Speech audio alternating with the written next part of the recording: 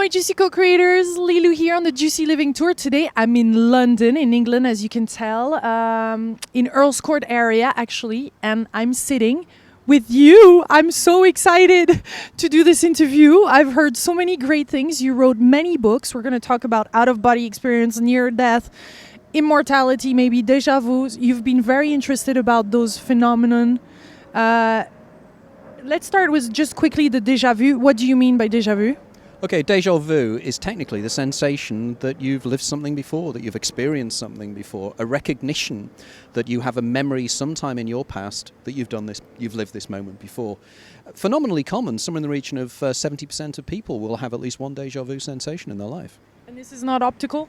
No, it's not optical. There is a theory called the Ephron hypothesis, which suggests that it's to do with the way in which the eyes process information.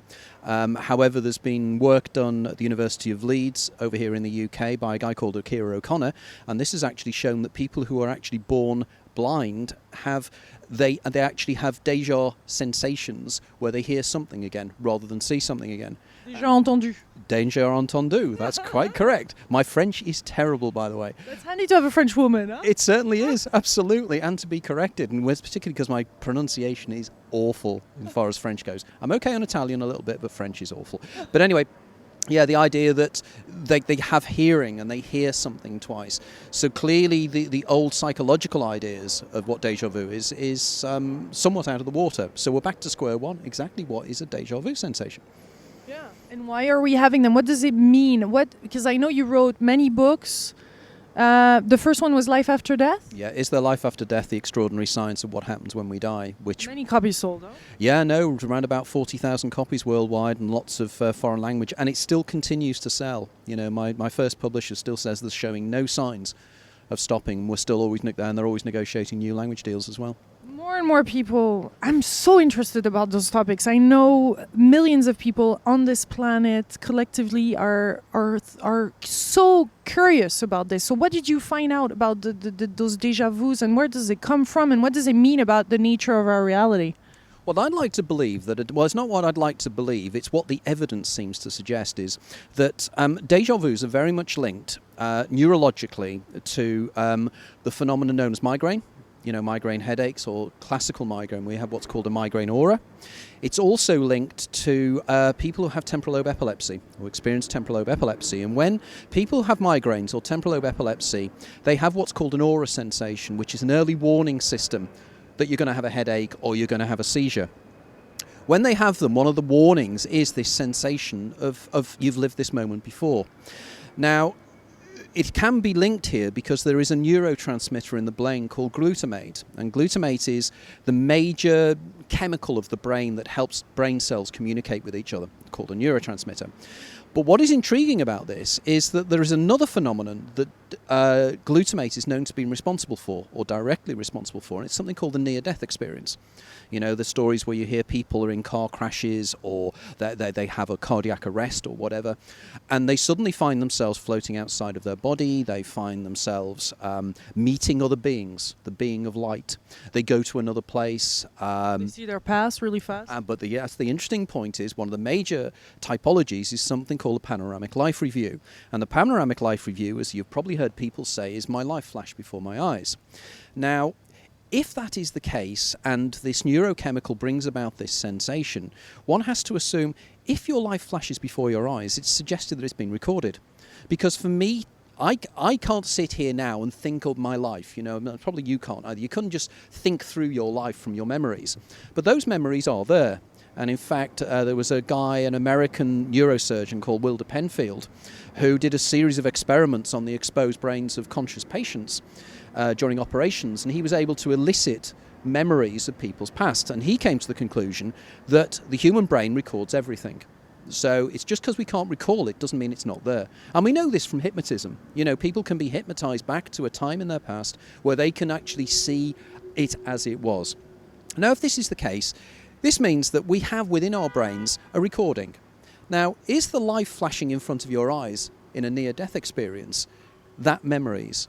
And could it be that under normal circumstances, when you have a real death experience, it doesn't flash at all? It actually is a real, literal, minute-by-minute recreation of your life, a three-dimensional matrix-like movie, a sensurround, something I call technically the Bohmian IMAX, in deference to an American physicist called David Bohm.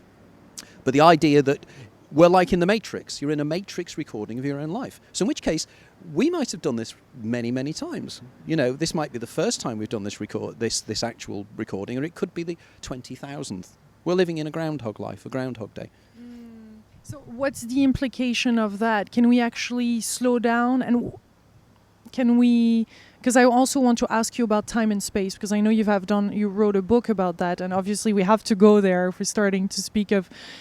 Is that actually stored first? Is that actually stored, this information, in that brain? Or because we hear of the Akashic records and we hear of the field and all of it is outside. So now I'm confused with you saying it's in the brain. Yeah, effectively, when I wrote my first book, Is the Life After Death, I was very much of the opinion that the brain held the information, and there's been various work done on the idea that it's stored holographically. Because one of the major problems that neurologists have had is that they've never actually been able to find the source of memory within the brain. So, they just never have been able to find it. They know how it might be processed, but where the memories are kept. Now, as time has progressed and I've researched more and read more and encountered more researchers, I'm very much of the opinion that Irvin Laszlo is correct in his idea of what he calls the Akashic field, the Akashic record. And the idea is that at the baseline of reality, there is something called the 0 point field. 0 point information and 0 point energy. Without getting technical about it, but this is an energy that is everywhere. And this energy can hold information. Now, if this is the case, it means effectively that while we experience things, we're downloading every experience onto this super duper database. And that database contains everything that could ever happen and everything that ever will happen. So is it a question of us downloading the information onto the database, or are we uploading it from the database as if we are living in a three-dimensional computer game? In which case, we're in a computer game and every alternate action that can be taken actually is already encoded within the database. And this makes to me rational sense. So it means that you don't just have this one life, you have every potential outcome of your life that you can possibly pursue. Every decision you make is encoded there. Now again, people will turn around and say, well, that's not scientific. I'd suggest that people check up the work of Stephen Hawking and a guy called Thomas Hertog. Hawking, as you know, is one of the world's leading authorities on physics. You also have Thomas Hertog, who's a research scientist at CERN. Hawking and Hertog wrote a paper in 2006 called The Top-Down Hypothesis of Quantum Physics. In this, they suggested that every outcome is already out there. All we do is we collapse the wave function of this reality rather than another one. But that other reality still is encoded and exists. So there is more and more evidence to say we are within a computer game. So in which case we will do this many times. You know, I will do this interview in subtly different ways. It may rain on us. It may not rain on us. For the sunshine here. And the sunshine seems to be coming out at the moment. So we seem to be influencing our environment at the moment. Yeah, that's it. How do you get to that best possibility? Since there is all those possibilities, infinite possibilities out there. How did you pick the best one, and how do you get to this best scenario right now in this life? Because we're right now in this life. I think the best analogy of this is put forward in my second book, The Daemon: A Guide to Your Extraordinary Secret Self. And in that, I suggest that you've all had it. I'll guarantee there are people out there that have had that sensation that you're about to do something, and either a voice in your head or an ill-at-ease feeling takes you, and you think, don't do this.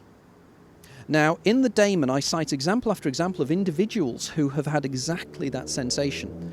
And they've saved their lives. There was one guy, he told me that he was driving along a road, and suddenly he heard a voice in his head say, turn in, and he felt in turning the wheel.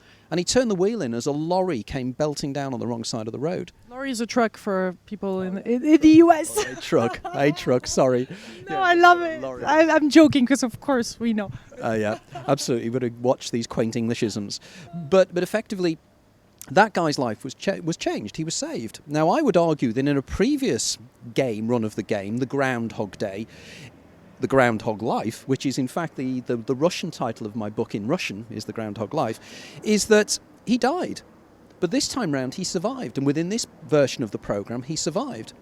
Which means effectively that you can pursue every single route, but you have to listen to that, what your heart tells you, what the instinctive feel tells you. Now, I call it the Daemon, and I call it the Daemon because I believe there is part of you that knows all the outcomes of the lives. Now, whether that being actually only knows the previous games you've played. You know when you're playing a computer game and you start playing the computer game and you've got the little sprite on the screen, you're Lara Croft or whatever, and she runs down a corridor and she gets eaten by the monster. You then go back to the start of the game because Lara's dead, and she's reborn again. She has no more memories of what happened, but you do as the game player. So this time you go down the corridor and you avoid the monster, and she survives for a little bit longer. And then she gets eaten again. But over a period of time, you will learn the game, and by learning the game, you will get to the point where you'll live the perfect life. And I think this is where my hypothesis, called Cheating the Ferryman, is similar to the idea of karma, and it's similar to the idea of reincarnation. You live your life over and over again, then you live the perfect life, and you become an avatar, or whatever we term it, and you're allowed to move on. Just as Connors does in Groundhog Day. After all those days, he eventually moves on to the next day.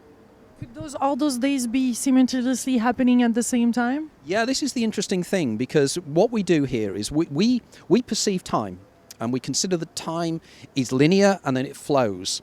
And it flows from the future into the present, and then it disappears into the past.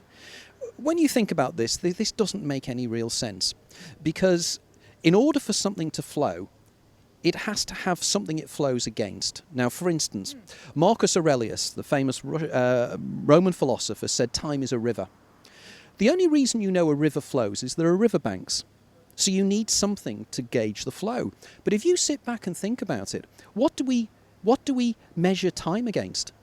There isn't anything we measure time against, because time has nothing that you can measure it against. You can have a pound of apples, and you can weigh a pound of apples, but a minute is a minute. A minute takes a minute to pass. But your minute and my minute might be completely different. Say you're in pain now and you're really feeling sad. Your minute could last forever, whereas my minute, because I'm excited and things are really great, it flashes by. The summer holidays flash by for children. And this is because time is subjective, which means it's a creation of the mind. The same goes for space. I mean, people seem to think that space is something that's somehow three-dimensional and out there. Whereas Albert Einstein himself said, if you take away the fields that we exist within and leave space as it is, there is nothing.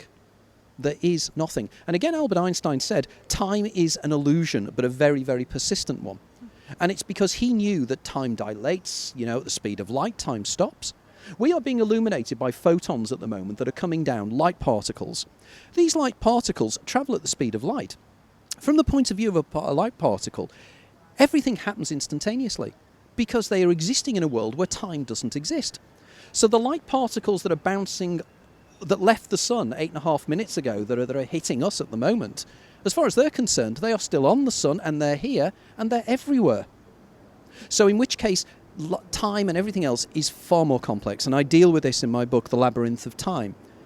And I spend 380 pages going through it, and I'm still at the end of it. I'm like St. Augustine. I still don't understand exactly what time is, but I know it's not what we think it is. So time is an illusion. Three-dimensional space is an illusion. They're both mind-created illusions. What is really going on is what the information field that we exist within, which is timeless. Hence the present moment is so important. And what is the present moment, actually? Exactly. It's always flowing, isn't it? So can we really say it's the present moment, or it's now? Philosophers for years, James, the American scientist, called it the specious present. The idea of exactly how long is now. By the time the moment you've thought about now, it's already gone. So sit back and think about this. I'm existing at the moment. The future is yet to exist. The past has ceased to exist. The only thing that exists is the nexus point that we call the present moment, which is already gone. And when we think of it, it's gone. But when we're in it, we're in it. But we're in it. So in which case, the illusion of time, the more you think about time, and again, this is why St. Augustine said that if people ask me, do I understand time? I do, until I think about it. And the moment you think about it, the whole thing becomes a massive, massive mystery. But this is how most people rush through their lives without ever thinking about these philosophical concepts. But they're profound. The idea, for instance, how does the jelly and electrical impulses in your brain bring about the concept of Lilou or Tony? Your hopes, your fears, your memories. But how can that be? It's inanimate matter. How does inanimate matter interface with consciousness, with memories and everything else? These are ethereal things. You can never measure a thought. Okay, people will argue you can do an EEG scan and you'll see the spikes, but that's not measuring the thought. That's measuring the electrical activity. It's not measuring the thoughts themselves. Do you feel that now there's such a thing as we're picking up more and more, all of us? Is that an individual evolution that we're living, or is it because collectively there's something happening that makes us more and more aware and more living this reality that is absolutely juicy? Isn't it? Can life be so juicy? Oh my God. How is this? I feel like I'm awakening every day more and more, and faster and it's brighter. And how do you get into this? I know you're getting lately into more and more the light. Is that related? Yeah, very much so. I mean, my next book, called The Infinite Minefield, I'll be discussing the role of light itself and the role of internal light. There are substances, there are biophotons. This is light that's given off by DNA. And DNA itself gives off single photon light, and it comes out from the DNA. There's an associate of mine, a friend of mine called Professor Istvan Bokken, who is a research scientist in Hungary. And he's recently shown that the human eyes, the eyes give off light. They give photons out as well as they take them in. So when you see somebody's eyes sparkling, it's because they really are. There really is photons coming out. Now, if it is the case that all our cells and all our DNA is giving out light, where is that light going? And I believe that light is going into the pineal gland. Because as we know, the pineal gland is a form of eye. It has certain elements that it could be like an eye, but it's deep inside the brain. And it has no access to light. So what light can it process? And I believe it's processing the light from the cells themselves. And I think this is the light you see when you dream. Have you ever wondered, when you're dreaming, where does that light come from? Because you're seeing things as if they are illuminated. And I believe that is the inner illumination of a reality that's just as real as this one. I believe that when we dream, when we lucid dream particularly, we go to alternate realities that are just as real as this one. In other words, why should we... There's a term I came across recently, being materialistic chauvinists. The idea that we're being chauvinist because we believe this reality is the only reality that's possible. For instance, we are seeing everything now, and it's reflections of electromagnetic energy. The photons bouncing off things. The electromagnetic spectrum, we see a tiny, tiny section of that. And in my latest book, I give an example of this. If the electromagnetic spectrum, from the ultraviolet, infrared, the whole spectrum, the full spectrum from gamma rays and X-rays right down there, right up to the other end, was the Mississippi River. And the Mississippi River, as you know, runs from somewhere in Minnesota, a little lake in Minnesota, down to the Gulf of Mexico. That's everything that's reality that we can perceive. The bit that we perceive that makes up all of this would be 8 inches of the Mississippi River just south of Hannibal. I think it's Missouri, I'm not sure. It was where Mark Twain used to live anyway. But about 8 inches. That's it. And that little bit is what we believe is reality. Then we have alternate universes. We have evidence of the idea that there are more than one universe. We have the idea of time, orthogonal time that works in different dimensions to our own time. These, again, are things, string theory. These are things that our science is now telling us are actual facts. Okay, they are theories, but they are theories that try to explain the observed behavior of subatomic particles. The universe is magical, and we're only starting to touch upon it now. But we are central. Your consciousness and my consciousness is central to this. We collapse the wave function of reality by observing it. And isn't that wonderful? It's exciting. I'm hearing also that in us there's a lot of there's universes too. It gets smaller and smaller. Yeah, the idea that it's what Professor David Bohm, I mentioned the term before, I call the idea of this illusionary reality the Bohmian IMAX, because David Bohm suggested that reality is enfolded in itself. So rather like a hologram, for instance, I'm not sure if you're aware of this, but if you take a holographic image, a light holographic image, and you take it apart, It's not like a normal picture. A normal picture you would, like a jigsaw puzzle, you take it apart and each bit of the jigsaw puzzle is part of the whole. It's part of the whole picture. With a hologram, each of the parts of the hologram contain the whole. In other words, there's a denuded image, it's not quite as sharp, of the whole image, which means that everything is enfolded inside itself. So when William Blake said to see the universe in a wild flower, he was right. The idea is the whole universe could be in a teardrop dropping down your eye, and within that teardrop will be a version of you. So in which case everything is enfolded. So something we have suddenly this inner space. But it becomes more complex because Stephen Hawking has come up with this idea of mini black holes. And they've argued that the universe is full of billions and billions of mini black holes. And mini black holes, as you know, are things that suck information in and suck them out again into a white hole. That means there's millions and millions of mini black holes in your brain. Which means that your brain itself, which is 99.9999 reoccurring empty space, because, of course, if you look at an electron, you look at an atom, what is an atom? An atom is the nucleus and these little whizzy things called electrons whizzing round. And the difference in the size, it's like a fly flying around a huge cathedral dome. And that is what makes up the reality. So everything is made up of mostly empty space. And even the particles themselves are not solid in the way we perceive solid. They're fluctuations in a field. So suddenly, where is this reality going? What do we really mean when we say reality? Because what quantum physics is proving is that there ain't no reality. What's going on is in here, inside each observing brain. Because the only thing you know with absolute fact, isn't it, is that you are. I know it's Descartes, and people will turn around and say, oh, he's doing the old Descartes duality rubbish. But the actual fact of the matter is, you out there do not know anything other than the fact that you exist. Nothing else is real. And the reason it's not real is your brain processes information. People believe that what you're seeing now is what's out there. Think about this. Light waves are hitting your eye, going onto the retina in the back of your eye, which is a tiny inverted postage stamp image. And it's tiny.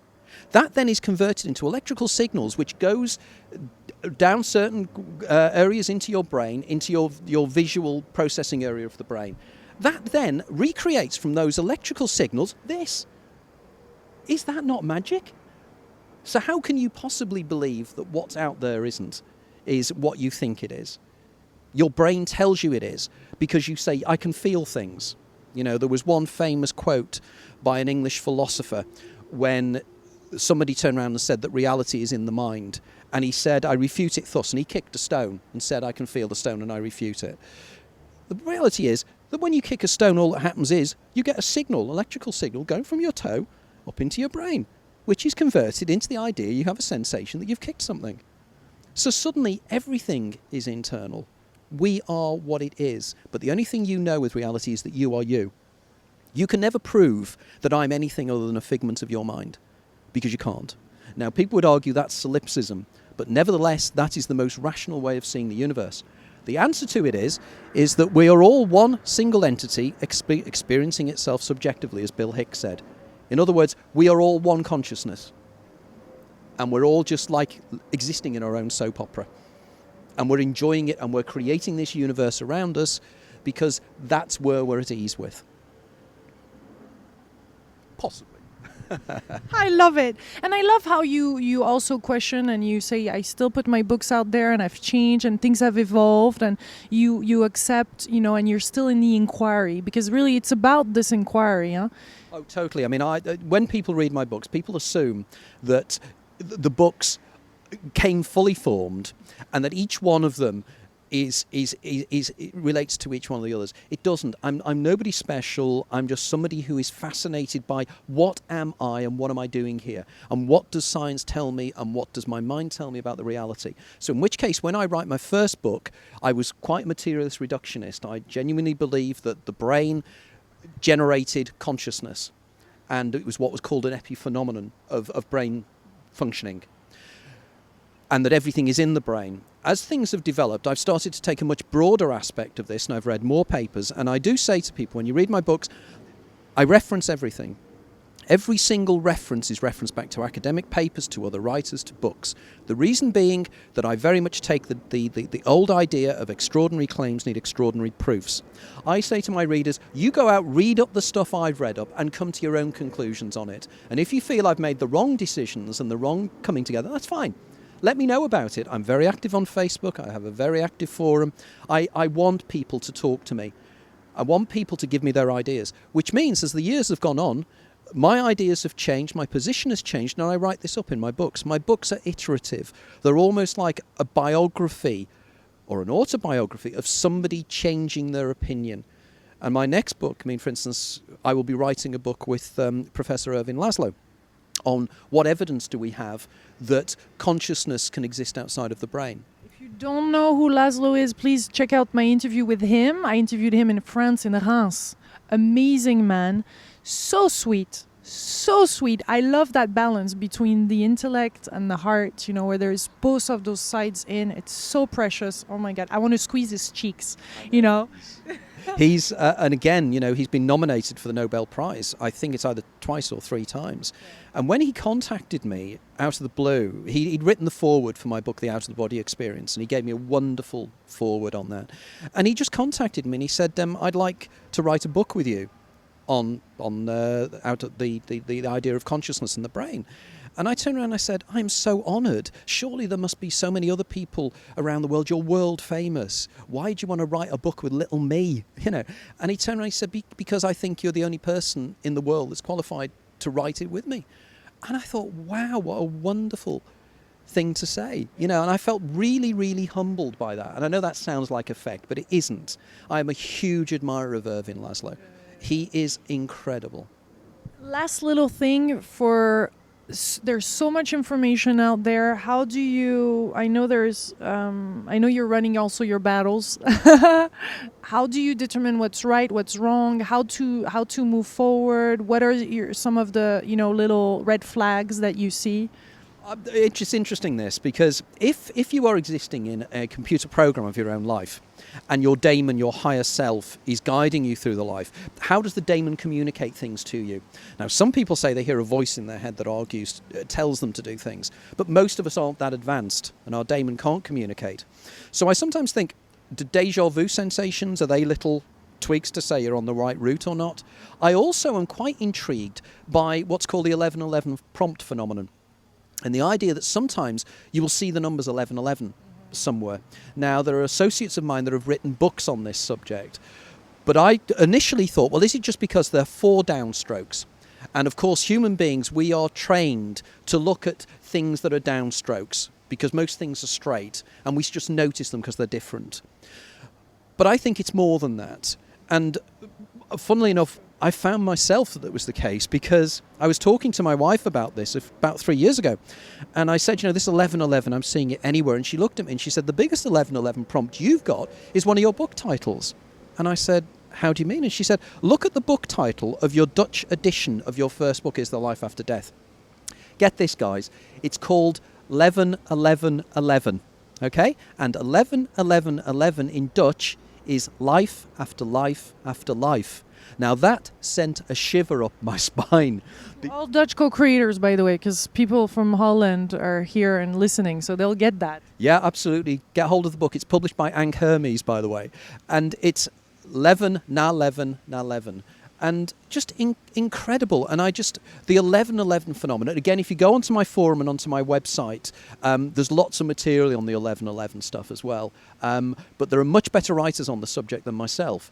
But it does seem it's a message. Or is it just simply confirmation bias and attention bias, as the psychologist would say? You're looking for it, so you see it. And I don't know. But I think I know that it seems significant to me. Yeah. I feel perfectly on track when I hear it. Yes, you feel that this is right. But sometimes, we were discussing this before, the idea that sometimes you're in the right place. There is this kind of just sensation. Is it your daemon telling you that it's right? But, that kind of feeling at one-ment. The word atonement. It's actually at one-ment with the universe. The idea that this is where you are now and this is perfection. And it's the perfect moment. Again, mystics talk about it. They talk about the oceanic feeling, the oceanic sensation. But these things are all linked. The idea that You know when it's right because it just feels right. It's just in your heart. It's very much heart-led rather than brain-led. I know the Daemon is your second book. Is it outside or inside of us?